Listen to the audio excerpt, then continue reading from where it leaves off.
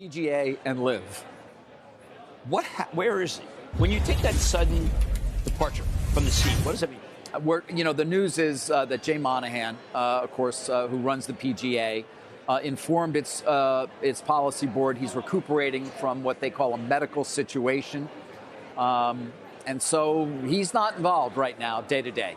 And of course, day to day is what's very important here in taking what is a memorandum of understanding between these two parties, namely the PIF, LIV Golf, which of course is controlled by the PIF of Saudi Arabia, and the PGA, and turning that memorandum of understanding into a definitive agreement under which the two parties would merge, and there would be a significant infusion of capital from the Saudis into this combination, which also would include other tours, DP World Tour as well, for example. A few things I'm hearing, of course. Well, first, let's just remember, it was only a little more than a week ago I sat down with Mr. Monahan and his counterpart, his unlikely counterpart, Yasser Al-Rumayyan, who runs the PIF. And Rumayyan was talking very boldly about getting this thing to a definitive agreement as quickly as possible. Take a listen. I think it's a matter of weeks. We have agreements on, the framework, which is an excellent first step, and it all depends on just finalizing many things, including the evaluation. Once we get that in, I think it's just a matter of weeks. We're going to get that done.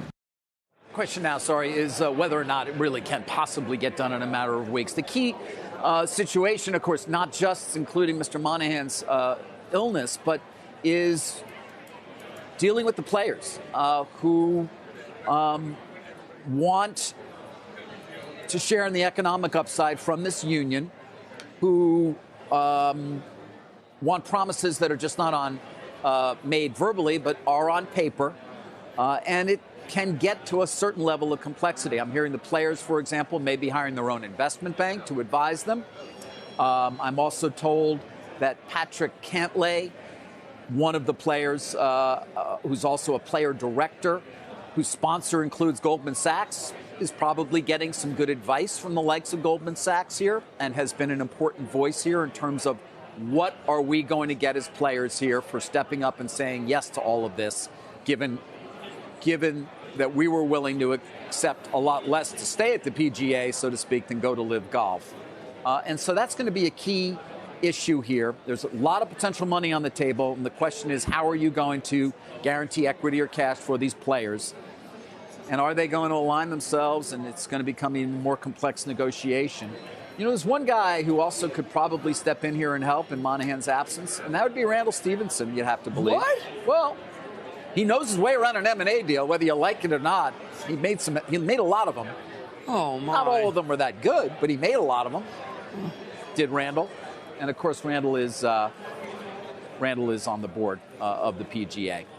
So there's an update for you right now. Of course, we wish the best for Mr. Monahan and for his health. I will say that this is the scuttlebutt. This is all people that seem to want to talk about, Carl. This is where's Monahan? I mean, it is an issue that dovetails incredibly well with a lot of our viewers.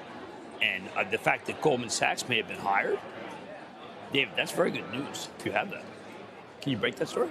I also have a statement from the PIF that I just got saying they are committed to working closely with the PGA leadership and board to advance their previously announced transaction, to invest significantly in the growth of golf for the benefit of players, fans, and the expansion of the game around the world. Again, that is just sent to me from the PIF, from the Saudi PIF. So there you go. That's what we got. We'll keep an eye on it, as it is, as Jim just said, Carl. It's not a public deal, but it is certainly one that has a lot of people a great deal of interest. Yeah, definitely got the public's attention, no question, and attention in Congress as well. Yeah, looking at the impact of the Saudi involvement in American sports.